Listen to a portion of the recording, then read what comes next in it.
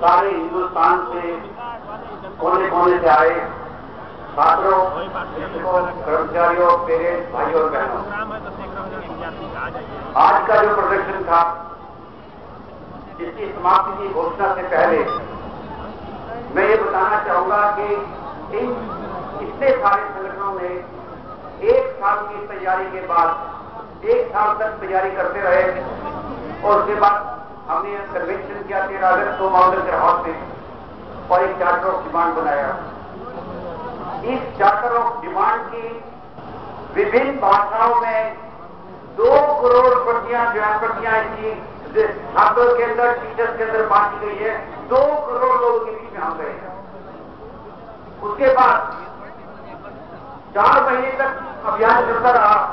और उस अभियान के बाद यहां पर हम इकट्ठा हुए हैं। ये हमारा अभियान यहां पर खत्म नहीं हो जाता, ये अभियान आगे चलेगा। अभी तो हमने यहां से शुरुआत की है। इसके बाद राज्यों की राजधानियों के अंदर एक डेट हम तय करेंगे, यहाँ की ऑर्गेनाइजिंग कमेटी के सारे हिंदुस्तान के अंदर सारे राज्यों की राजधानी में एक ही दिन प्रदर्शन किए जाएंगे वहां विधानसभाओं के ऊपर। और कन्वेंशन होगी, जैसे दिल्ली के अंदर हमने ऑल इंडिया कन्वेंशन की, इसी तरह राज्यों के अंदर भी कन्वेंशन करेंगे। कुछ राज्यों में पहले से कर चुके हैं। मैं अपनी ऑर्गेनाइजिंग कमेटी की तरफ से आपको ये भी कहना चाहूंगा कि जिस प्रकार विभिन्न स्टेट के अंदर, खासतौर से तमिलनाडु के अंदर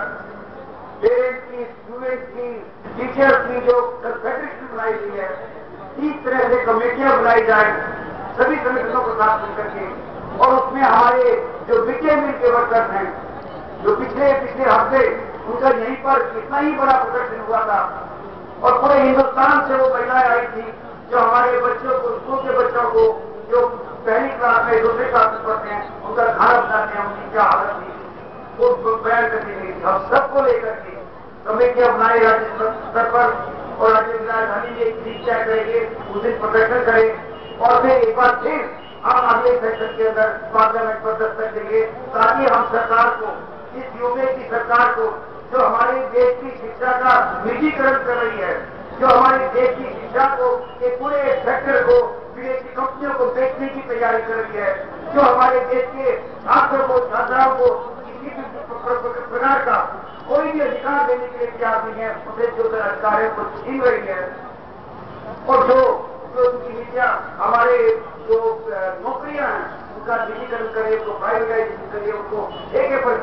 परिवर्तित करिए, इन सब के खिलाफ हम एक बहुत बड़ा आंदोलन करेंगे। इससे पहले हम राज्यों के अंदर कन्वेंशन करें, प्रदर्शन करें और उसके क्लियर के बाद आप फिर एक बार यहीं पर इकट्ठा होंगे और सारे सेक्टर्स को लेकर के हम आएंगे। आप बहुत दूर दूर से आए, केरल से आए, मणिपुर से आए, आसाम से आए, त्रिपुरा से आए, दूर दूर के इलाकों से आए, 8-8 दिन का सफर करके आए। हमारे पास के राज्यों में वो सवेरे या रात में सवेरे पहुंचे और उन्होंने ब्रेकफास्ट भी नहीं किया। यहां पर हम आकर के फिलहाल की रैली में शामिल हुए, जो इतने कष्ट करे हैं और जो इतना आने के लिए जो इंकन्वीनियंस हुआ है उस सबको आपने सहन किया, लेकिन यहां आकर के अपना प्रोटेस्ट दर्ज किया, अपना विरोध दर्ज किया यूपीए सरकार की नीतियों के खिलाफ। मैं समझता हूं कि ये इंकन्वीनियंस नहीं था, लेकिन हम न अपनी सैलरी बढ़ाने के लिए, न अपनी सेवा शर्तों में सुधार के लिए लगभग की उन डिमांड को लेकर जाएंगे जिससे हमारे देश का भविष्य बनेगा। उस भविष्य की, देश के भविष्य को बरकरार करने के लिए, उसको और बेहतर बनाने के लिए हम शिक्षा के प्रति वो डिमांड लेकर के आए हैं। मैं और ज्यादा नहीं कहूंगा, और इस सब साथियों का जो पूरे हिंदुस्तान से आए, उन सबका, छात्रों का, छात्राओं का, स्कूल टीचर का, कॉलेज टीचर का, यूनिवर्सिटी टीचर का, जो हमारे यूथ फेडरेशन के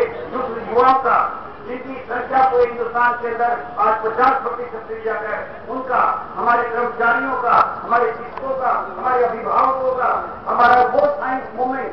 peoples right movement, Gyan Vigyan समिति जो शिक्षा के ऊपर अनेक कोशिशें करके उनका सबका धन्यवाद करता हूँ अपनी कमेटी की तरफ से, और आज की सभा की समाप्ति घोषणा करता हूँ। जवाब करके